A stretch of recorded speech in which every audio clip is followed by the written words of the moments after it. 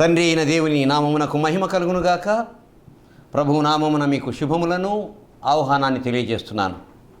ప్రియమైన శ్రోతలను జీవవాక్కుల కార్యక్రమములో దేవుని మాటలు వినడానికి ప్రేమపూర్వకంగా మిమ్మల్ని ఆహ్వానించుచున్నాను. గ్రంథం నుంచి ఒక మాట చదువుకొని ప్రార్థన చేసుకొని ముందుకు వెళ్దాం. మత్తయి సువార్త 8వ అధ్యాయము 2వ వచనం. ప్రభువా, నీకిష్టమైతే నన్ను శుద్ధినిగా చేయగలవనెను. ప్రార్థన చేద్దాం. పరమ తండ్రి, గొప్ప దేవా, నీ నామమునకు వేలాది వందనములు, స్తుతులు, స్తోత్రములు చెల్లిస్తున్నాం నాయనా. నీ మాటలు వినడానికి నీ సన్నిధికి వచ్చి ఉంటున్నామయ్యా. మమ్మల్ని ఒక్కసారి దృష్టి ఉంచు నాయనా. మమ్మల్ని ఒక్కసారి పరిశీలించు ప్రభువా. నీ మాటల్లో శక్తి ఉంది, నీ మాటల్లో జీవం ఉంది, నీ మాటల్లో బలం ఉంది, నీ మాటల్లో నడిపింపు ఉంది ప్రభువా. ఎందుకంటే వాక్యమై ఉన్న దేవుడవు నీవే ప్రభువా. ఆ వాక్యమే శరీరధారి అయి కృపాసత్య సంపూర్ణుడుగా మన మధ్య నివసించును అన్నటువంటి మాట నీవే కనుక ప్రభువా, నీవు మాతో మాట్లాడండి తండ్రి. నీ కొరకు నిలబడిన నేను బలహీనమైనటువంటి ఘటంనయ్యా. ఏ పాటి వాడను తండ్రి.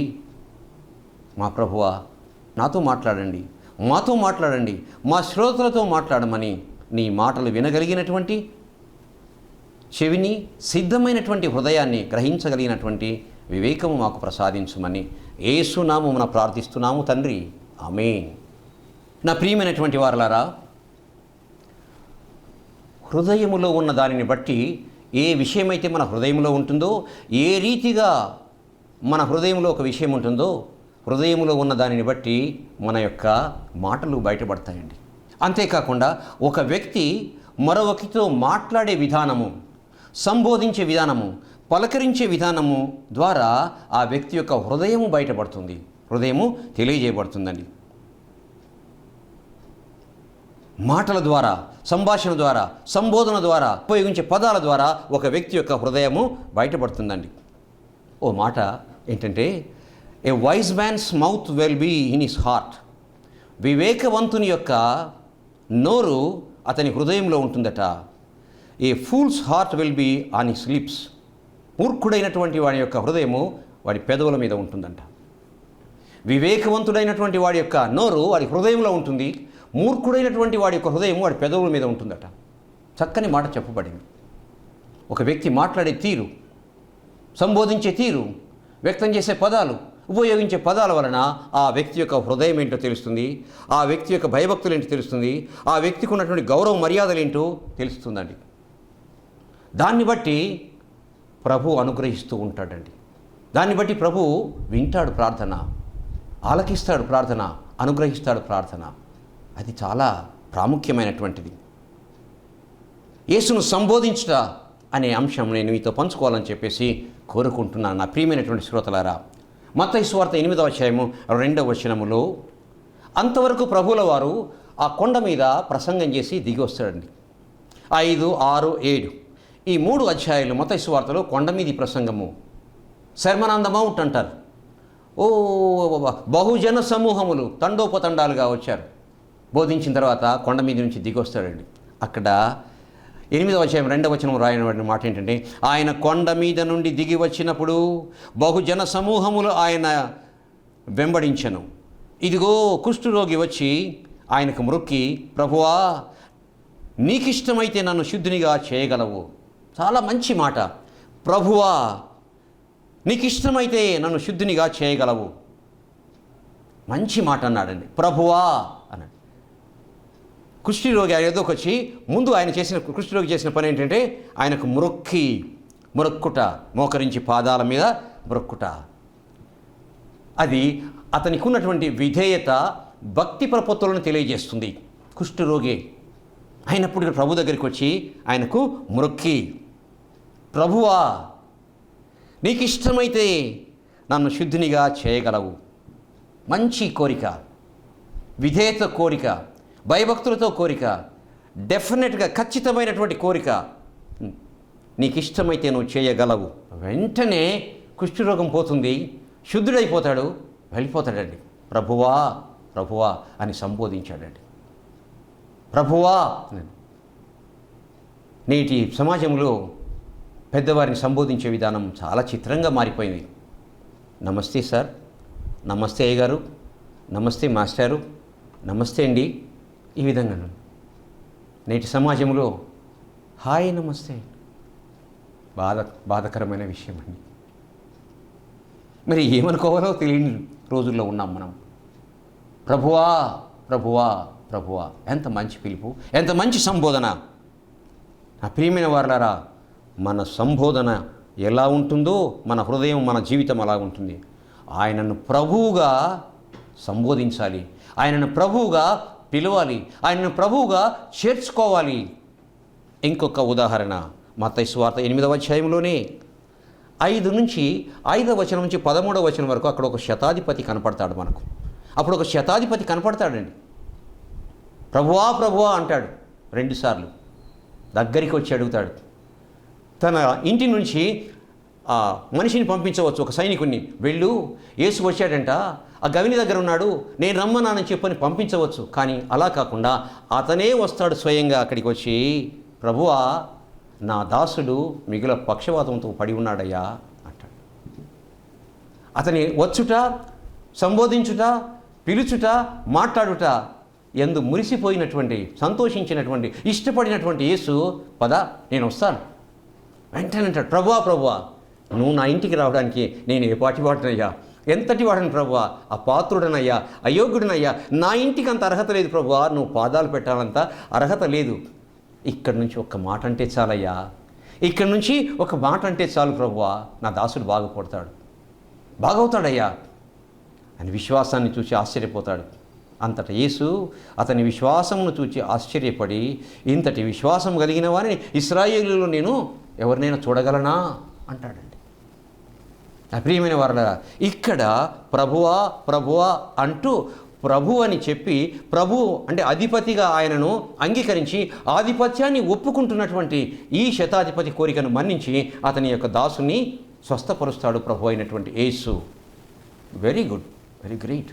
ప్రభువా ప్రభువా ప్రభువా, ప్రభువాని పిలవకపోయినట్లయితే, ప్రభువాని సంబోధించకపోయినట్లయితే, ప్రభువాని ఆయన హెచ్చించకపోతే, ప్రభువాని చేర్చుకొనకపోతే, ఆయన ఘనపరచకపోయినట్లయితే ప్రభువుకు నీ హృదయంలో చోటు లేదన్నమాట. మత్తయి సువార్త 8:21, ప్రభువా శిష్యులలో మరి ఒకడు, ప్రభువా నేను మొదట వెళ్ళి నా తండ్రిని పాతిపెట్టుటకు నాకు సెలవిమ్ము, నేను నిన్ను వెంబడిస్తాను, నీ వెంట వస్తానయ్యా, నేను నీ వెంట వస్తాను, అయితే నాకు పర్మిషన్ ఇవ్వు. ఏంటంటే నేను వెళ్ళి నా తండ్రిని పాతి పెట్టుకొని రావాలి, నేను నా తండ్రిని పాతి పెట్టుకొని రావాలి, నాకు సెలవు ఇవ్వు. ఆయన అడిగినప్పుడు ప్రభు ఏమన్నాడంటే, యేసు అతనిని చూచి నన్ను వెంబడించు. చనిపోయిన వారి గురించి నువ్వు ఎందుకు బాధపడతావు, చింతిస్తావు?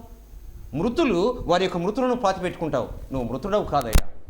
జీవము కలిగిన యేసును వెంబడించాలని కోరుకున్నటువంటి వాడవు నువ్వు, మృతుడవు కాదు, నన్ను వెంబడించు. మృతులు వారి యొక్క మృతులను పాతి పెట్టుకుంటారు.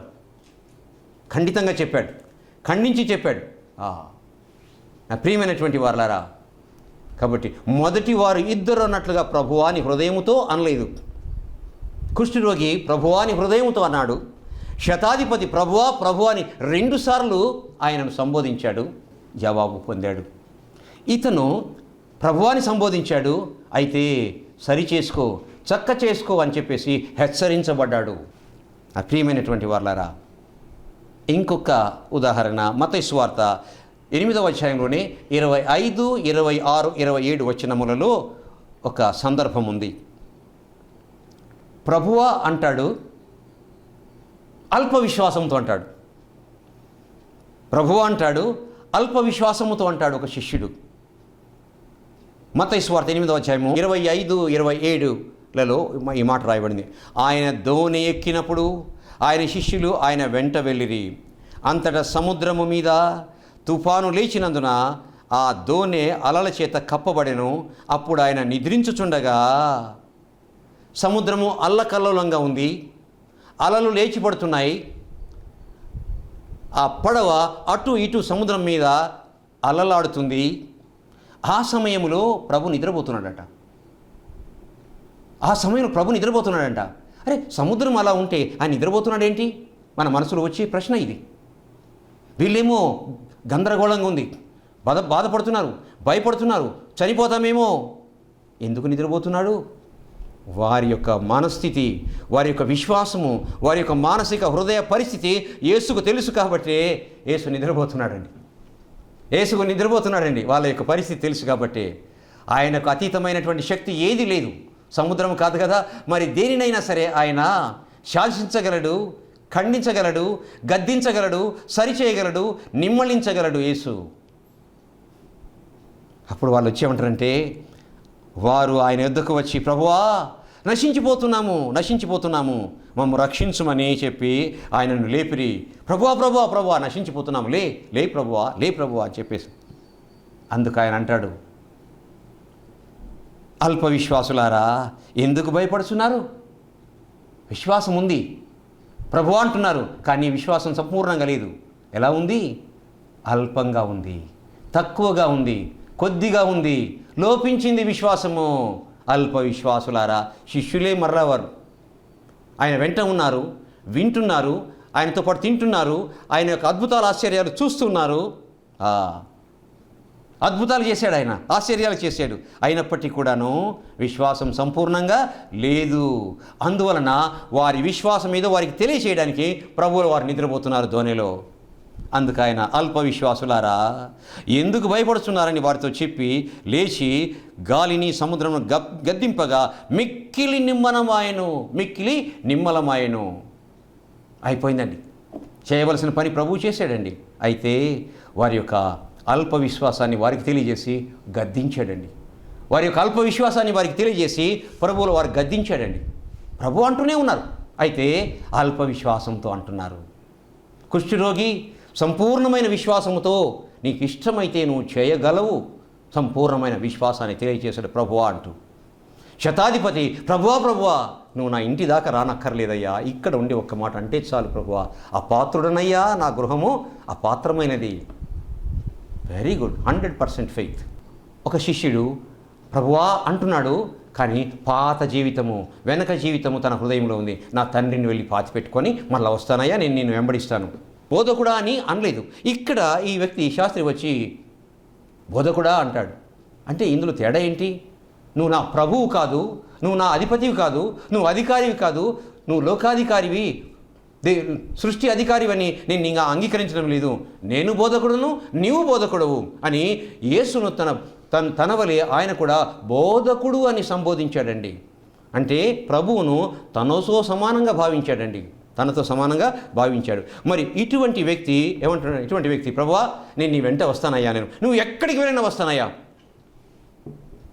మరి దీనికి కూడా సమాధానం చెప్తాడు యేసయ్య. సూటిగా సమాధానం చెప్పగలడు, అనుమానం లేకుండా, అరమరిక లేకుండా చెప్పగలిగిన సమర్థుడు మన యేసు. ఏమంటాడంటే, అందుకు యేసు నక్కలకు బొరియలున్నాయి, ఆకాశ పక్షులకు నివాసములు ఉన్నాయి, కానీ మనిషి కుమారుడు తలవాల్చుకున్నటకు స్థలము లేదు. అంటే నాకే స్థలము లేదయ్యా, నువ్వెక్కడొస్తావు? నాకే స్థలం లేదు, నువ్వెక్కడొస్తావు? వెళ్ళు. ఇటువంటి వ్యక్తి ఇష్టం లేదు. ఎందుకంటే ప్రభువాన్ని ఆయన అంగీకరించని వ్యక్తి ఆయనకు ఇష్టము లేదు. గమనించాలి. మన ప్రార్థనలో ప్రభువుని గురించి చెప్పేటప్పుడు ప్రభువా అని అనకపోయినట్లయితే ఆయనకు మన హృదయంలో చోటు లేదని అర్థము. అటువంటి హృదయము ప్రభువుకు ఇష్టం లేదు. నా ప్రియమైనటువంటి వారలారా, మత్తయి సువార్త 8వ అధ్యాయము 29వ వచనములోనే దయ్యాలు అన్నాయండి. దయ్యాలు అన్నాయి. ప్రభు అనే కాదు, ఇంకంతకంటే ఆయన ఇదిగో దేవుని కుమారుడా, they know it pretty well, Jesus is son of God. దయ్యాలకు తెలుసు ఆయన దేవుని కుమారుడని. 8వ అధ్యాయం మత్తయి సువార్త 8:28లో ఆయన అద్దరినున్న గదరేన్యుల దేశమునకు చేరగా దయ్యములు పట్టిన 2 మనుషులు సమాధుల నుండి బయలుదేరి ఆయనకు ఎదురుగా వచ్చిరి. వారు మిగుల ఉగ్రులైనందున, అంత కోపంలో, అంత ఉక్రోషంలో ఉగ్రులై ఉన్నారు. ఎవరు పట్టలేరు వారిని. ఎందుకంటే అపవిత్రాత్మ, దయ్యం లేక సైతాను పట్టినటువంటి వారు. అయితే ఆ మార్గమున అసలు వాళ్ళు వెళ్తుంటే ఆ మార్గాన్ని ఇంకెవరు వెళ్ళలేరు, ఎదురుపడలేరు. అంత ఉగ్రులై ఉన్నారు, దురాత్మతో ఉన్నారు, అపవిత్రాత్మ, దయ్యపు ఆత్మ సైతానుతో ఉన్నారు. ఎవరు వెళ్ళలేరంటే ఎదురుగా. అయితే వారు ప్రభువు దగ్గరికి వచ్చి ఎదురుగా నిలబడి దూరం నుంచి ఏమన్నారో తెలుసా? దేవుని కుమారుడా, దేవుని కుమారుడా, దేవుని కుమారుడా. వెరీ గుడ్, మంచి సంబోధన. చూడండి, సైతానుకు తెలుసండి ఆయన ప్రభు అని. సైతానుకు తెలుసు జీవం గల దేవుని కుమారుడు అని. దేవుని కుమారుడని ఆయన దయ్యాలకు తెలుసు, కానీ మానవులు గ్రహించలేకపోయారు. ప్రియమైన వారలారా, చూశారా? దయ్యాలు సంబోధించాయి, దేవుని కుమారుడా, దేవుని కుమారుడా. మన సంబోధన ఎలా ఉంది? సరే, ఎలా అయితేనేమి ఆ ప్రభువుల వారు ఆ దయ్యాలను, ఆ అపవిత్రాత్మలను వారిలో నుండి వెళ్ళగొట్టేస్తారు. వెళ్ళగొట్టేటప్పటికల్లా వారేంటంటే సంతోషంగా ఉన్నారు. అయ్యో, ఈయన మా గ్రామానికి వచ్చాడు, దయ్యాలన్నీ వెళ్ళగొడుతున్నాడు, గొప్ప కార్యాలు చేస్తున్నాడు అని ఆ ఊరిలో ఉన్నటువంటి వారు ఏమన్నారో తెలుసా? మత్తయి సువార్త 8:34 ఆ పట్టణస్థులు యేసును ఎదుర్కొనుటకు వచ్చి ఆయనను చూచి తమ ప్రాంతములను విడిచిపోమ్మని ఆయనను వేడుకొనిరి. అయ్యా, మా ఊరిని వదిలిపెట్టిపో, మా ప్రాంతాలకు రాబాకు, నువ్వు వచ్చినట్లయితే దయ్యాలన్నీ వెళ్ళగొట్టేస్తావు. ఎందుకంటే దయ్యపు ఆత్మ కలిగిన వారు, దయ్యపు హృదయం కలిగిన వారు, దయ్యపు జీవితం కలిగిన వారు, దయ్యాలతో ఉన్నటువంటి వారు ఉండడానికి కోరుకుంటారండి, ప్రభువును కోరుకోరండి. ప్రియమైన వారలారా, చూశారా? ఆ పట్టణస్థులు వెళ్ళిపో ఇవన్నీ వేడుకున్నారంట. నా ప్రియమైన వారలారా, మనం ఎలా పిలుస్తున్నాము? ప్రభువా అని పిలుస్తున్నామా? దేవుని కుమారుడు అని పిలుస్తున్నామా? బోధకుడా అని పిలుస్తున్నామా? ఎలా సంబోధిస్తున్నాము? మనం సంబోధించే దాన్ని బట్టి మన హృదయము మన ప్రభు ఎడ ఎలా ఉందో తెలియజేయబడుతుంది.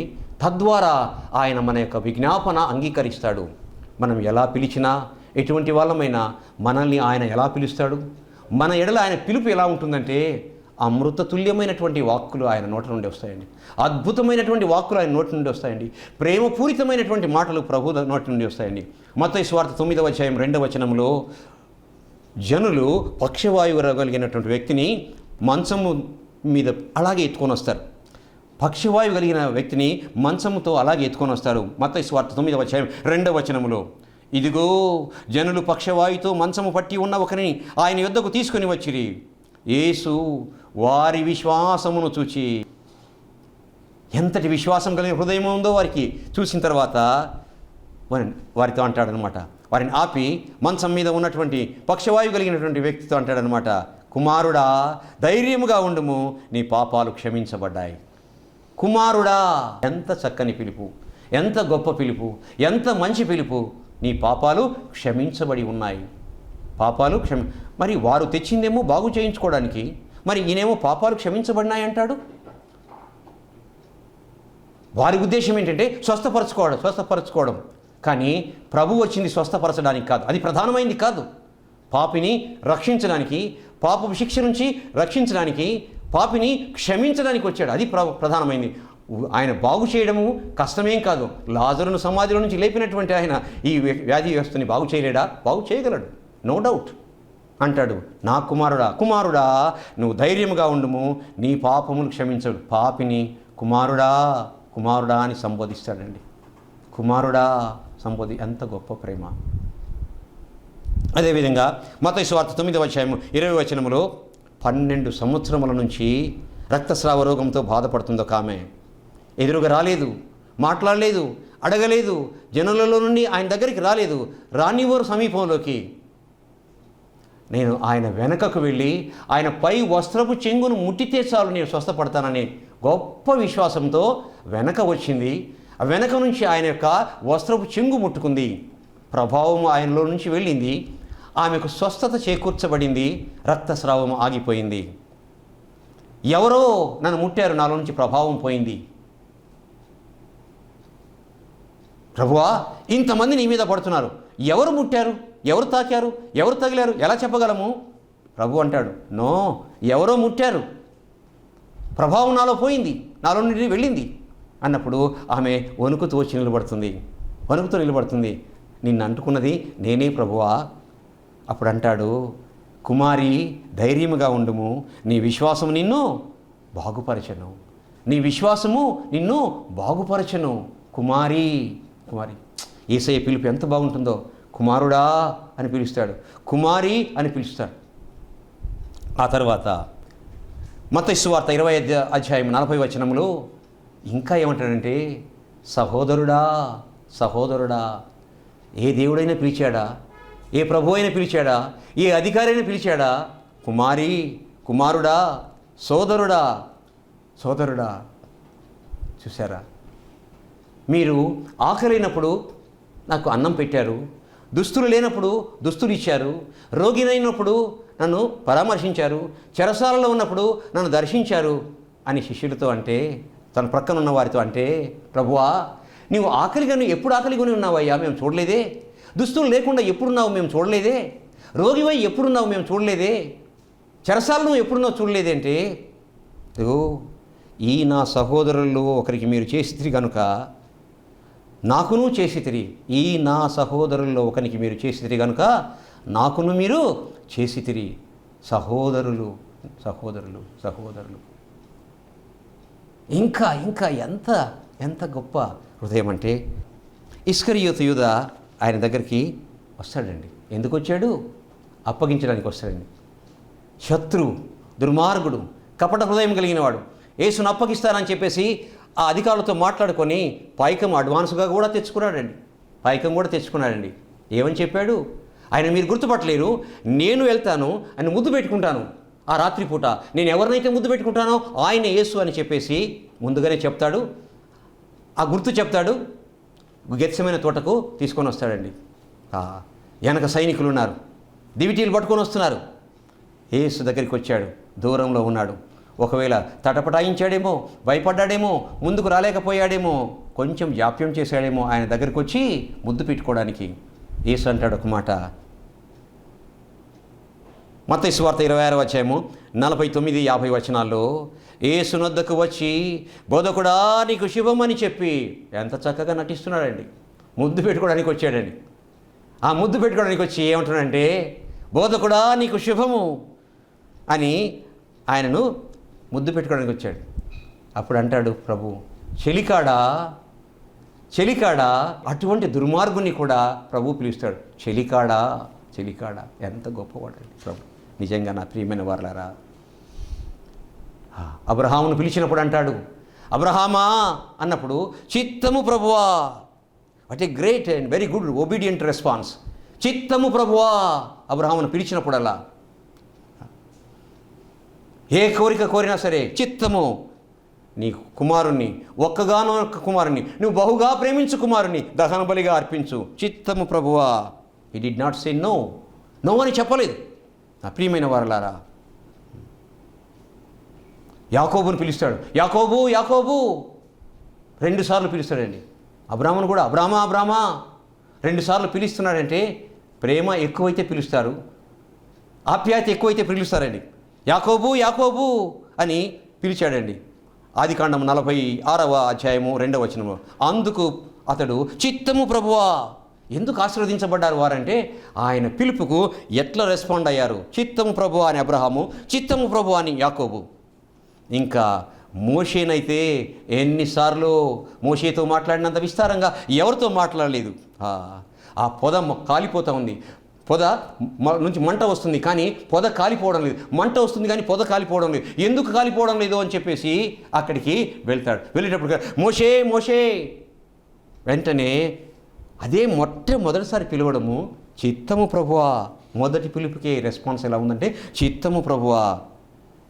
ప్రియమైనటువంటి వారలారా, అలాగే సీమోనుతో, సీమోను సీమోను, ఇదిగో సాతాను మిమ్మను పట్టి గోధుమల వలె జల్లించుటకు మిమ్మను కోరుకొని. సీమోను సీమోను అని 2 సార్లు పిలుస్తాడు.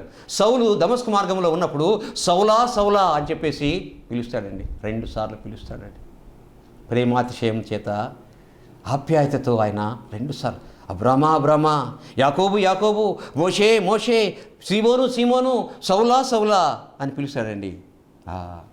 సమూయేలు చిన్న బాలుడుగా ఉన్నప్పుడు, సమూయేలు చిన్న బాలుడండి. ఆ దేవుని యొక్క ఆలయంలో అక్కడ దేవుని యొక్క గుడారంలో సేవ చేస్తుంటాడు ఏలీ దగ్గర. చిన్న బాలుడు సమూయేలు అన్నప్పుడు, నీ దాసుడు ఆలకిస్తున్నాడయ్యా మాట్లాడు, నీ దాసుడు ఆలకిస్తున్నాడయ్యా మాట్లాడు.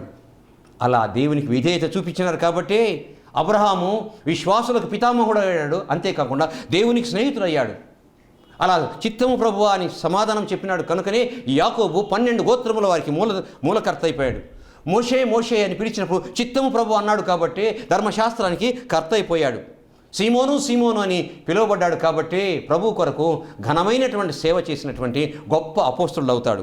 సౌలా సౌలా అని పిలిచినప్పుడు ప్రభువా అని సమాధానం చెప్పినటువంటి సౌలు ఇంకా చెప్పని అవసరమే లేదు, ఎంత గొప్పగా దేవుని చేత సాధనంగా వాడబడ్డాడో. కొంతమంది భక్తులు ఆయన మాట్లాడినప్పుడు, దేవుడు పిలిచినప్పుడు ఏలినవాడా ఏలినవాడా, ఎంత గొప్ప సంబోధన, ఎంత గొప్ప సంబోధన. ఏలినవాడా, మమ్ములను లోకాన్ని ఏలుతున్నటువంటి వాడవయ్యా, నువ్వు ఏలుతున్నటువంటి వాడవు. నిజంగా చూశారా నా ప్రియమైనటువంటి శ్రోతలారా, ప్రభు ఎడల మన సంబోధన ఎలా ఉంది, ప్రభు ఎడల మన మాటలు ఎలా ఉన్నాయి, ప్రభుతో మనము ఎలా మాట్లాడుతున్నాము. మన పితరులను చూసినట్లయితే నేర్చుకోవచ్చు. దేవుడు మోషేతో స్నేహితుని వలె మాట్లాడెను. ఫ్రెండ్స్ ఎలా మాట్లాడుకుంటారండి? అరమరిక లేకుండా హృదయాన్ని పంచుకొని హృదయపు లోతుల నుంచి మాట్లాడతారండి. ఏమీ దాపరికం లేకుండా స్నేహితుని వలె మాట్లాడెను. అటువంటి హృదయం కలిగి ఉన్నాడు కాబట్టి దేవుడు మోషేతో స్నేహితుని వలె మాట్లాడాడు. మన సంబోధన ఎలా ఉంది, ఎలా సంబోధిస్తున్నాం యేసును? యేసు ప్రభువా, రక్షకుడా, దేవుని కుమారుడా, జీవము గలైనటువంటి దేవుని కుమారుడా అని సంబోధిస్తున్నామా? బోధకుడా అని సంబోధిస్తున్నామా? ఏలినవాడా అని సంబోధిస్తున్నామా? మన సంబోధన ఎలా ఉంది? మన సంబోధన ఎలా ఉంటుందంటే మన హృదయములో నుంచి వస్తుంది. మన హృదయం ఎలా ఉంటుందో దాన్ని బట్టి ఆయనను సంబోధిస్తాము. మన హృదయాన్ని బట్టి, మన సంబోధనను బట్టి ఆయన మన ప్రార్థన ఆలకించి అనుగ్రహిస్తాడు. నేర్చుకుందాం ఆయన సంబోధించడానికి, నేర్చుకుందాం. దేవుడు ఆశీర్వదించునుగాక. ప్రార్థన చేద్దాం. ఘనుడవైన తండ్రి, పరలోకపు దేవా, మా ప్రభువా, నీకు వందనాలు స్తుతులయ్యా. అయినా మేము ఎలా సంబోధించాలనో, ఎట్టి హృదయం కలిగి ఉండవాలనో మా పితరులను వాక్యం ద్వారా చూపించి మీరు మాట్లాడిన మాటను బట్టి వందనాలయ్యా.